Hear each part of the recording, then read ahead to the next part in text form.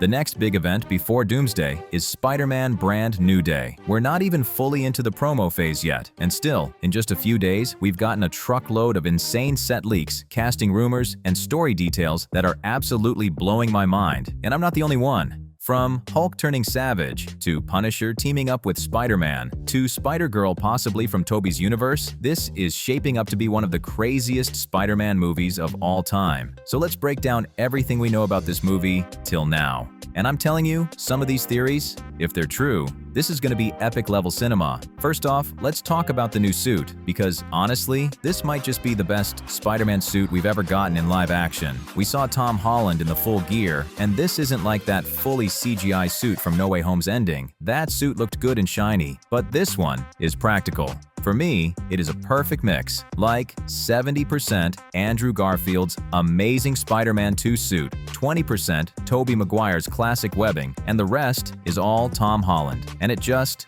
works. The eyes are bigger, the red looks deeper, and it finally feels like his suit. Also, from the set photos, Tom Holland looks genuinely happy. He's taking pictures with fans, smiling between shots. He seems so confident in this role now. It feels like his Spider-Man era is truly beginning. But then, we get to the action. We've seen a huge chase scene being filmed. There's a tank running through the streets with police cars behind it, and Spider-Man literally riding on top of it. But the logo on that tank is the Inner Demons. This is the army of Mr. Negative. That pretty much confirms Mr. Negative is going to be in this movie. Besides Mr. Negative, Scorpion is finally back. Remember the guy from the Spider-Man Homecoming post-credits scene? Yeah, the actor literally posted a photo recently, confirming his return. Then we've got small-time villains like Tarantula and Boomerang, which could be a cool side fight, or maybe part of a gang sequence. It feels like they're building the streets of New York back into this film, keeping it grounded, but the main villain seems to be Mr. Negative. And if you've played the Spider-Man PS4 game, you know how terrifying and emotionally complex he can be. Now the main part, Hulk, is in this movie. Yeah, Mark Ruffalo's Hulk. We've seen a wanted poster in the set of Spider-Man Brand New Day, like he's done something serious. And I think Mr. Negative used his powers on Bruce Banner, turned him from Professor Hulk back into savage, uncontrollable Hulk. It would explain the destruction. Also, Kevin Feige himself confirmed about Punisher's return in this movie, and I think his will not just be a random cameo. Like, imagine Spider-Man versus Punisher in the middle of chaos, both trying to stop Hulk, but having very different methods. That team up at the end could be iconic.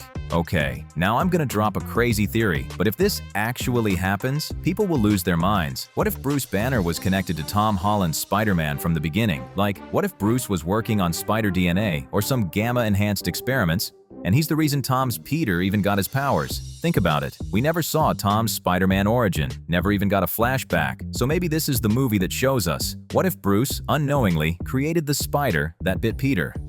That would bring their stories full circle and give Hulk a purpose in a Spider-Man movie that otherwise feels random. And not gonna lie, this theory feels right. Also, I think Daredevil might pop in.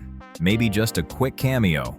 Also, Zendaya is coming back as MJ, and Jacob Batalon as Ned, but I think, and I really hope, their roles are minimal this time. Because if Marvel suddenly throws Tom and Zendaya's relationship back into the mix, it'll completely ruin the beautiful, painful ending of No Way Home. That ending was iconic.